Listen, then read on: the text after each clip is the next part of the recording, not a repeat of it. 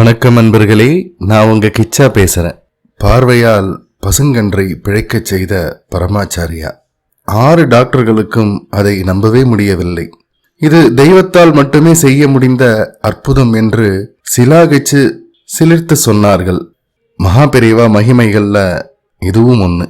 ஒரு சுவாரஸ்யமான சம்பவம். அந்த சம்பவம் பத்தினதுதான் இந்த பதிவு. அந்த சம்பவம் பத்தி மேலும் நம்ம தெரிஞ்சுக்கிறதுக்கு முன்னால நம்ம சேனலை இது வரைக்கும் சப்ஸ்கிரைப் பண்ணாதவங்க கண்டிப்பா பெல் ஐகான் கிளிக் பண்ணுங்க, சப்ஸ்கிரைப் பண்ணுங்க.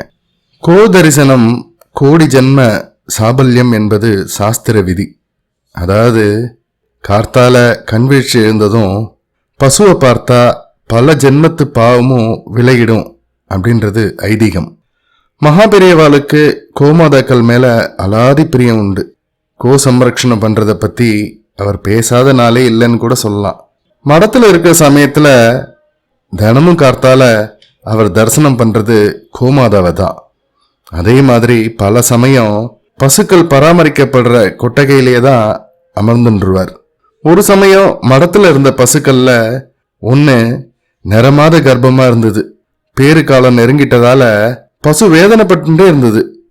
குறிப்பிட்ட நாள் கடந்தும் எதனாலேயோ அந்த பசுவால கன்றை ஈன்றெடுக்க முடியல.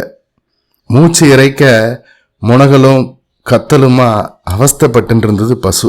மடத்து பசுக்களை பார்த்துக்கிற கால்நடை மருத்துவர் வந்தார். அவர் முகத்துல ஒரு கேள்விக்குறி எழுந்தது. இருந்தாலும் வெளியில காட்டிக்காம மேலும் சில கால்நடை மருத்துவர்களை வரவழைச்சார். ரொம்பவே அனுபவம் உள்ளவா அவெல்லாம். எல்லா டாக்டரும் பரிசோதனை பண்ணா ஒருத்தர் 2 பேர் இல்லை, மொத்தம் 6 பேர். பசுவை நல்லா பரிசோதிச்சுட்டு பசு ஏன் இன்னும் பிரசவிக்கல அப்படிங்கிற காரணத்தை கண்டுபிடிச்சா. அது என்னன்னா, கன்றுக்குட்டி பசுவோட வயிற்றுக்குள்ள இறந்து போயிருந்தது. அதை வெளியே எடுக்கலன்னா பசுவும் இறந்துரும். அந்த 6 டாக்டர்களும் ஊர்ஜிதமா இந்த விஷயத்த சொன்னா. அவ சொன்னதை கேட்டதும் மடத்தோட நிர்வாகிகளுக்கு அதிர்ச்சி. பரம பவித்திரமான மடத்துக்குள்ள இப்படி ஒரு சம்பவம் நடந்திருக்கு அப்படிங்கிற திகைப்பு. அது மட்டுமல்லாம இந்த விஷயத்த மகாபெரிவா கிட்ட எப்படி போய் சொல்றது, யார் போய் சொல்லுவா அப்படின்னு ஒரே குழப்பம் எல்லாருக்கும். இருந்தாலும் இந்த முக்கியமான விஷயத்த அவர்கிட்ட சொல்லாம இருக்க முடியாது இல்லையா? அதனால தயங்கி மெதுவா ஆச்சாரியாட்ட போய் விஷயத்த சொன்னா. சொன்னதையெல்லாம் மகாபெரியவா அமைதியா கேட்டுண்டா. மெதுவா தான் இருக்கையை விட்டு எழுந்து நேரா பசு இருந்த கொட்டகைக்கு வந்தார் மகாபெரியவா. கீழே பலகையை போட சொன்னார். பசுவுக்கு நேரா அமர்ந்தார். கண்ணை மூடிண்டு தியானத்துக்கு போயிட்டார். 10-15 நிமிஷத்துக்கு அப்புறமா கண்ணை திறந்தார்.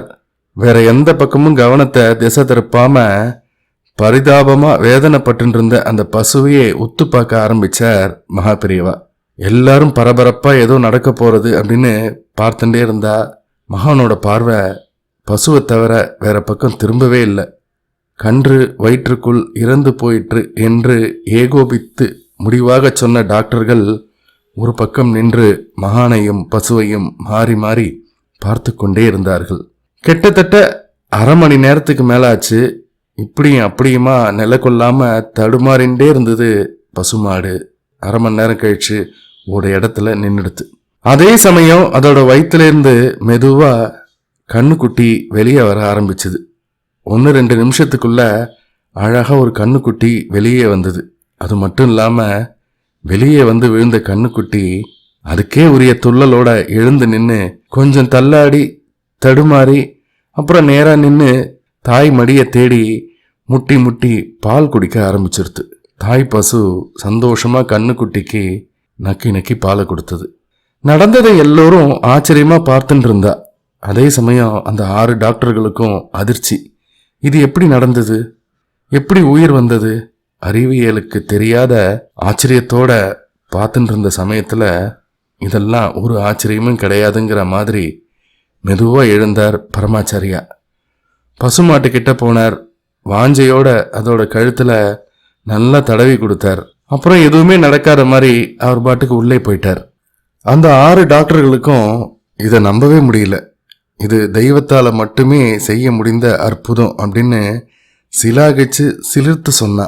சிலர் மடத்தோட சிப்பந்திக கிட்ட எப்படி இந்த அதிசயம் நிகழ்ந்ததுன்னு கேட்டதுக்கு அவ சொன்ன பதில், சத கோடி காயத்ரி மகாமந்திரம் ஜபம் செய்த மகான் மகாபெரியவா. பரமேஸ்வரனோட திருவிளையாடல் மாதிரி சாட்சாத் மகேஸ்வரனோட அம்சமான ஆச்சாரியோளோட எத்தனையோ எத்தனையோ மகிமைகளில் இதுவும் ஒன்று அப்படின்னா. ஜெய ஜெய சங்கர ஹர ஹர சங்கர. இந்த பதிவு உங்களுக்கு பிடிச்சிருந்தா லைக் பண்ணுங்க, ஷேர் பண்ணுங்க, கமெண்ட் பண்ணுங்க, மறக்காம பெல் ஐக்கான் கிளிக் பண்ணுங்க, சப்ஸ்கிரைப் பண்ணுங்க. நன்றி அன்பர்களே.